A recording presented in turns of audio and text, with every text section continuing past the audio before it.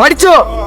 আমি বাড়ি যাবো না, আমি টনিকে বিশাল ভালোবাসি। গায়ে হাত তুলছো কেন? গায়ে হাত তুলে কি সবকিছু সমাধান হয়ে যাবে? পাঁচটা মানুষ আছে, ছেলের বাপ আছে, ঠান্ডা মাথায় আলোচনা করো, তারপরে সিদ্ধান্ত লিও। মেয়ের বাপকে আমি ভাই সেলিম এই ভালোবাসা করে পালিয়ে এসছে। আমার জ্ঞানে বিটা দিদি আয় ভালো, না হলে আজকে বুঝে বাড়িলে যাবেন, আবার তো কালকে পালিয়ে যেতে পারে। তুই কি বলছিস বল। আমি আবার কি বলবো? মেলি চলে এসে বি করবে। দেখ, রাগ করে থাকলে সমাধান হবে না। সেলিম মানুষ ভুল করে ফেলেছে, মেনে নিলে তাহলে আজকে সেলিমের বিপরীত দিছি। কি বলছেন বলেন? আপনারা যা ভালো বোঝেন তাই করেন। জামালানা ডেকে আয়। কেমন আছে ছুটকি? ভালো আছি। তুই একা যে? ভাই আসেনি? না। টনি কই? ওই একটু ভাইয়ের সাথে বাজারে গিয়েছে। নেকলেস কবে লিলি? পরশুদিন তোর ভাই কিনে দিয়েছে। ঘরে বসে কি করছি? আয় একটু পিঠের মুখগুলো মেরে দে। হ্যাঁ যাচ্ছি। বোনের নেকলেসটা খুব ভালো লাগছে না মা? আমার অনেক দিনের স্বপ্ন এরকম একটা নেকলেস নেবো। তুমি আর সোনা পড়ার স্বপ্ন দেখো না, দুবেলা দুমুঠো খেতে পাও কি তাই দেখো। ও ভাবে বলছো কেন মা? বলবো না কেন বল?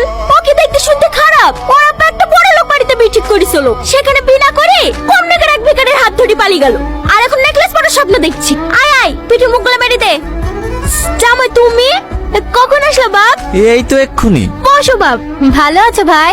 হ্যাঁ বসো। কি ব্যাপার বাবুর হঠাৎ মোটা হয়ে গেল কেনে? সালমা, তুমি আমাকে বি করে খুব ভুল করেছো তাই না? কি উল্টো বলছো? তোমার আবার কি হলো? কিছু না। ভালো আছেন বিয়ান? হ্যাঁ ভালো আছি। বোন ভালো আছে তো? হ্যাঁ ভালো আছি। চলো চলো ঘরে একটু বসো। জামাই কটার সময় বেড়াবে? রাত 9টার সময় ট্রেন আছে বলছিলে তো, বিকালবেলা বেড়ালে তো বসে যাবে। বৌমা বাইরে আসো। কি হলো? ছাড়ো। ছাড়বো না, কিছুক্ষণ বাদ দিয়ে তো তোমাকে ছেড়ে চলে যাবো। আর একটু থাকো না।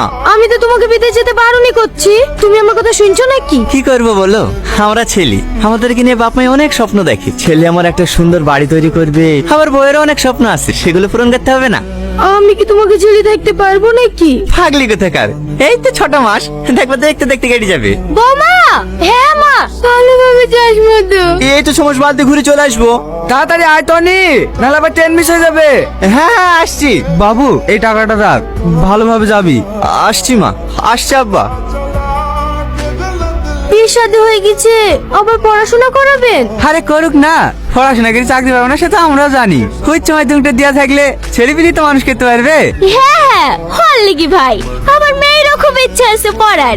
এখন জামাইও থাকছে না 6 মাস বাড়িতে, এই ফাঁকে উচ্চ মাধ্যমিক পরীক্ষাটা দিয়ে ফেলো। সে ঠিক আছে, বাবু চলে গেল, আবার বুড়ি খেলি চলে যাবেন, বাড়িটা একবারে ফাঁকা হয়ে যাবে। দুদিন পরে কিনা হয়তো আমি দিয়ে আসবো, হবে না? হ্যাঁ হয়তো তো। পরশুদিন আবার ভাসুরের মেয়ের বিয়ে, বুড়িকে নালি গেলে আবার রাগ করবে।